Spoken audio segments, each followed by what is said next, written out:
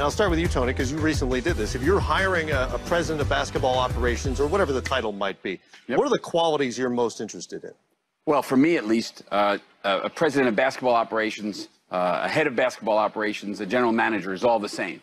You own basketball personnel. Your job is to make sure we have the best players on the court, the best players that we can develop for the future. So your job is all about players, and a coach's job is to win every day as much as possible. So I do differentiate between the two, of course. I've learned that over time, a relatively short period of time. But I am a big believer that a general manager, head of basketball operations, president of basketball operations is all about understanding and not just what makes a good basketball player, of course, now, but I would also say, which I did not appreciate when I came into the league, how tough it is when you're drafting kids that are not 21, 22, but actually 18 or 19, and expecting them to be great ball players at 22, 23, 24. So you're really trying to figure out how a kid is going to develop 5 years forward. Hard to do. Hard to do. Dan, what is the job description of an NBA owner? Yes, it's funny you asked that question because I was just talking to Joe right before we went on the air here. In every other business in the world almost, the number one complaint of the person who either owns a business or is in charge usually is that they're too much of a micromanager. They're too much involved. They need to let things go. In the NBA or sports, I guess in general, if you're an owner, the second you cross the line into the arena, you're meddling, and you need to stay away. So I guess it depends on who you ask, right? And but I would say I agree with the owners here. I think that number one, setting a culture, which in most businesses today is probably the number one thing. I think years ago people didn't talk too much about it, but culture's everything. And I think determining obviously the financing and backing the business with what the capital it needs, like any other business.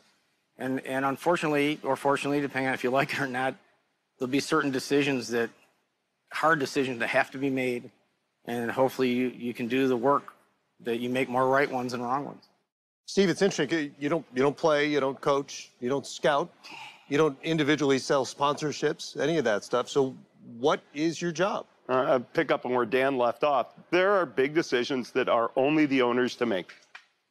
Big financial decisions, whether it has to do with roster or whether it has to do with building a new arena or remodeling or whatever you're going to do. Those decisions, they're non-delegable.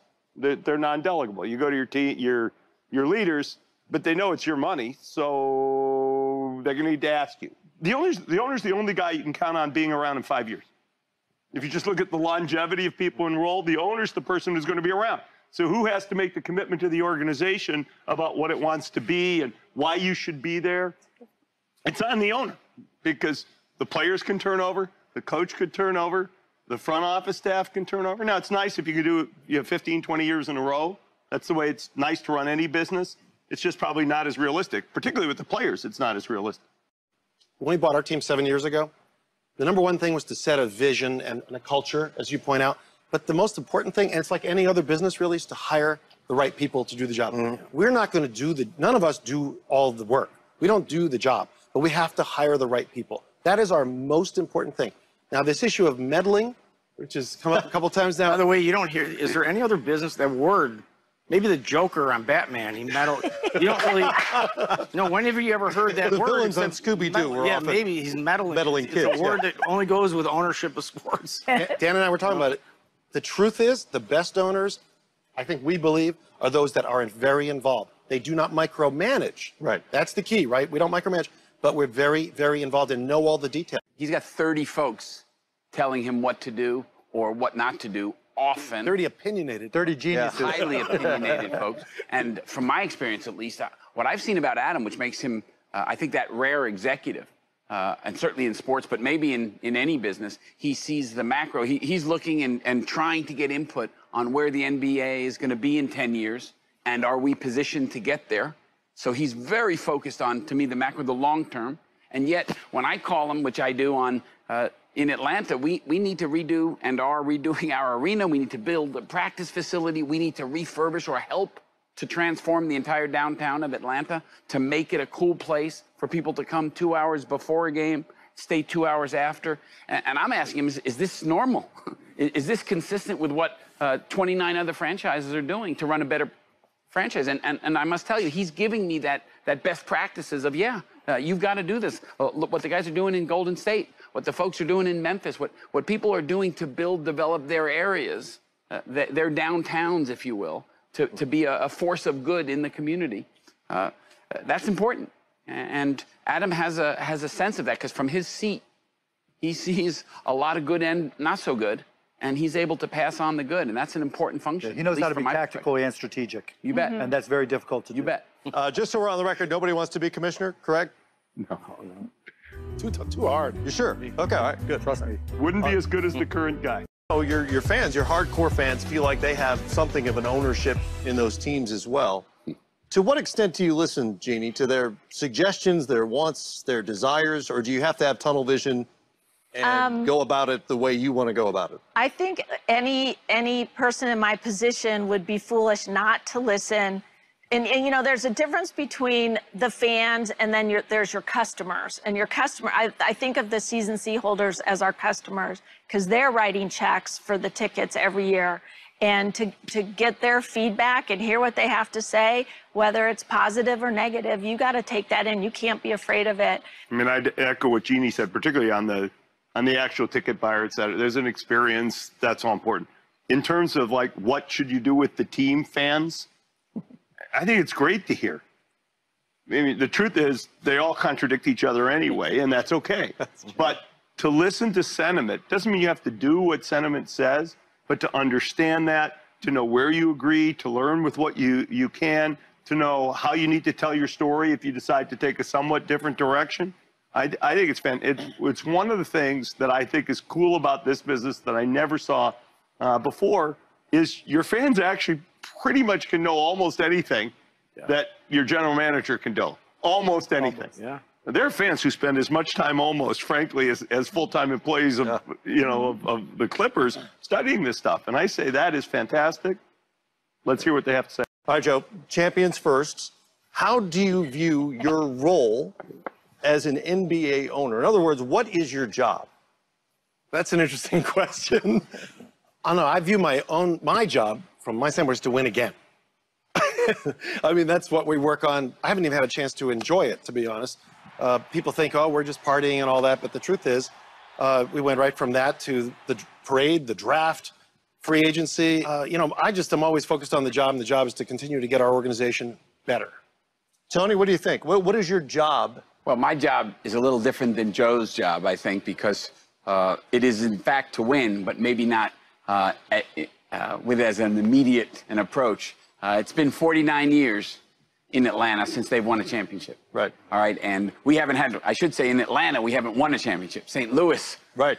The St. Louis Hawks won a championship. So we've had 49 years in Atlanta without a championship. So I have a job, which is to create a championship culture. It's not done overnight. It's not done in a period of weeks or months, but with the right focus, it will be done. And that's what I'm there for. It's going to be a focus that I did not appreciate the amount of time and effort that is obviously required. And you get to see that when you see great franchises that have built championship cultures. We have a little bit of work to do, but we have a path that we know what to do, and we plan to go after it. Well, Jeannie, you obviously have been a part of championship culture with the LA Lakers. How do you, as an owner, affect change toward that goal? What I think the role of an owner is to put together all the pieces. We're the producers. We put everything together so that the team can be the best that they can be, that they can meet their expectations of who they are as players and maybe even exceed them and come together as a team. And winning a championship is really difficult. It's really hard. And every year that's your goal. But it's, you know, great competitive ownership groups all doing the right things. We just try to, you know, put together the pieces and hope for the best. Dan, what is the job description of an NBA owner? Yes, you know, it's funny you asked that question because I was just talking to Joe right before we went on the air here. In every other business in the world almost, the number one complaint of the person who either owns a business or is in charge usually is that they're too much of a micromanager. They're too much involved. They need to let things go. In the NBA or sports, I guess in general, if you're an owner, the second you cross the line into the arena, you're meddling, and you need to stay away. So I guess it depends on who you ask, right? And but I would say I agree with the owners here. I think that number one, setting a culture, which in most businesses today is probably the number one thing. I think years ago people didn't talk too much about it, but culture's everything. And I think determining obviously the financing and backing the business with what the capital it needs, like any other business. And unfortunately, or fortunately, depending on if you like it or not, there'll be certain hard decisions that have to be made. And hopefully you can do the work that you make more right ones than wrong ones. We had to look at a general manager. And I went and interviewed, got all these recommendations from around the league and interviewed all these guys, and I didn't like any of them. And I think I wound up hiring a guy that really hadn't done it before, that was a player agent and who had this one great skill set for sure. He had played and he knew basketball, but he was a great, negotiator. But really, what turned out to be the most important thing is how well does he get along with me? Because I'm involved. It's, I'm the managing guy for the team, the owner, and you have to be able to work well with your general manager. You have to get along. You have to see eye to eye. You don't have to agree on everything, but you have to be able to communicate. And so at the end of the day, I look back at Bob Myers, who I think is the best general manager in the game. Because he gets along with you. That's along with me. But he won the award 2 of the last years. But here's the truth is, we get along great. I don't allocate an enormous amount of importance to how my GM gets along with me. I allocate so much more. I consider the vision. Do I follow what he says? Do I get what he's trying to do? And do I understand where he's trying to take our franchise? And for me, that has so much more value because, frankly, the concern I would have for people that, where you put too much of a role in how we get along, how you communicate, I get. Right. But how we get along, to me, I want a GM that really has a vision. Now, granted, our franchises might be slightly in different places, but a vision is so important to me. When I first got there, I was like, I can't just go out and hire new people because I don't know what to hire for, right? So I'll keep the people that are there. And I learned very quickly and very expensively that the number one job of a general manager is not to win championships, it's to keep their job, right? And they'll do it and they'll spend your money in any way they can in order to keep that job. And it cost me a boatload of money early on. And then I started, from my perspective, again, we're all different, that there were certain skill sets I started valuing more and more and more. Right, I remember walking to a scouts meeting and our war room, right? And we had all of our players all lined up for the draft. And I'm like, okay, well, tell me what you think about all these. And I'd read some scouting reports. He goes, I like him a little bit. I'm like, look, anybody who says I like him a little bit, you're immediately fired, right? If you can't take a position. And so I started recognizing that, to me, the number one, the most difficult skill set in basketball is talent evaluation. And then from there, you start working out, because if you can't evaluate players well, it doesn't matter what you negotiate, doesn't matter how good your coach is, doesn't matter how good your general manager is, you're going to suck. For me, it's about being of like mind, and like Joe was saying, that there's communication, collaboration, and recently I made a big change and brought in Magic Johnson as the president of our basketball, and it's about having a vision and then making every decision that reflects that vision. And what was missing with our team for a few years was we were changing coaches every 18 months, emphasizing defense, then emphasizing offense. And like the roster can't change that quickly. So it just seemed like we were spinning our wheels. So what I want to see is just a process where every decision complements the one before, and that we're going in a direction that our fans can understand. Right. And be patient, because you can't win every year. But if you know that they're not wasting money, signing bad contracts that get you stuck. And I think I have that with Magic Johnson. Mark, for you, the stress level in real life business and basketball? Losing kills me. Kills me. It took me 15 years before I could sleep after a game we lost. Regular season, playoffs, worst. Especially home games, right? No, any games, Every- right? Any games, right? Destroyed me, right? And then, you know, as my kids got a little older, I had to force myself to change so they didn't feel it, right? But, you know, if a game ended at 10 and I would drive around for 2 hours, I would, you know, do whatever till 3 in the morning. I mean, it just tore me apart, thinking, what could I have done differently? And that's why, you know, you see all the different stress levels. Like watching Steve, I see a little bit of me, because we're watching any of us really, because when the game is on the line, right? When the game starts, best of hopes, but we know we really can't do anything more, right? It's completely out of our control.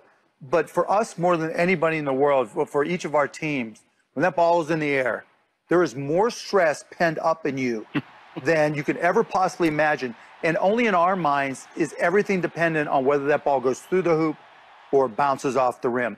The most relieved I've ever been, the year we won, the most relieved point, the happiest point / relief point was when there was 30 seconds to go in the game and we were up 11. And that was the first time I let myself believe that we could win. And the fact you could just see me just screaming, and there's a picture of me just screaming, because it wasn't so much that I was happy, it was that I was relieved, right? Because every instance of every game is pure stress. And these guys will tell you, losing is far more painful than winning is joyful. Last year with us, with Cleveland, and there was so much joy in that city. I mean, maybe sports probably should not matter as much as it does. I mean, you sort of hate to say that. Maybe that's blasphemy here, but it probably shouldn't. But it does, and there's not. I mean, that's just the way it is, and it does. And when you saw 1.3 million people, it was like, talk about a burden.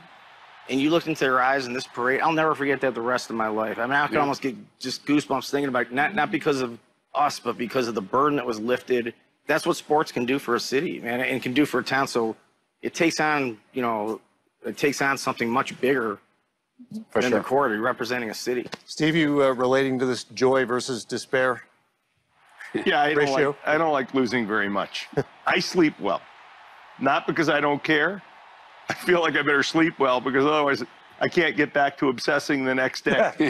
I don't have my energy to try to be as good a fan as I can be the next day, and I'm blessed with the ability to sleep, and I like that. But you know, for me, it's about, you know, thinking things. You know, I wake up first thing in the morning. I don't know what I thought I was sleeping well, but there'll be an idea in my head, and boom, you know, I'm texting something out just that quick. So I like the winning. I hate the losing. I really hate the losing. You know, the best we've done since I've been an owner is get to the second round of the playoffs. I can still see every part of the trajectory of the shot that Chris Paul had to make in our game against San Antonio. And I haven't been to the finals like, you know, basically well, Tony and I guess the two haven't, but, you know, I can't imagine what that's like.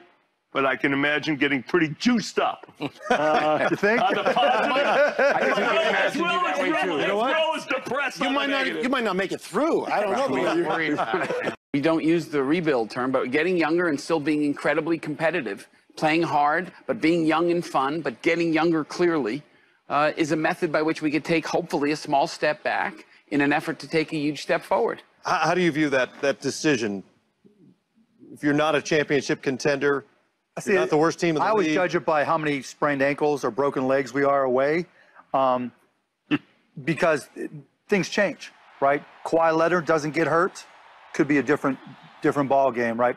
We had early on in my career, Dirk. We're in Game 6 against who's left? We're in Game 6. I'll stick up for Kawhi and the Spurs, even if Joe wants to roll his eyes. It could have been a different deal. But you just never know, right? You don't know. You just don't know. Right, and so, you know, early on with me, we've Game 6 against San Antonio, and Dirk gets hurt, right? We're whooping them, right? And we end up losing in the conference finals to them because Dirk doesn't play the last 2 games. And so it's so tenuous that up until recently, I was like, look, you play it out. You see what happens. The year we won, we were 29-4. Then Caron Butler dislocates his kneecap, done for the season. Roddy Beaubois, who was our backup point guard, breaks his foot and his hand, done for the season. But we kept on playing it out, and we ended up getting Peja, who could barely walk, and he has big series for us against the Lakers, and everything turned from there. And so just, you know, I've always taken the approach that if you put yourself with a chance to get lucky, put yourself with a chance to succeed, anything's possible because somebody gets hurt, right? But at some point you have to be realistic, you know, and you have to start looking to the future. And I think that's where we are now. And trust me, going into last season, and we won 33 games last season, I thought we had a chance to be a 50-win team and maybe make an in-season trade and compete. But what changed was Dirk gets hurt. You know, 4 of our top 6 guys get hurt, and we start off 3-16. And then from there, you know, the script was written, and we had to do what we had to do.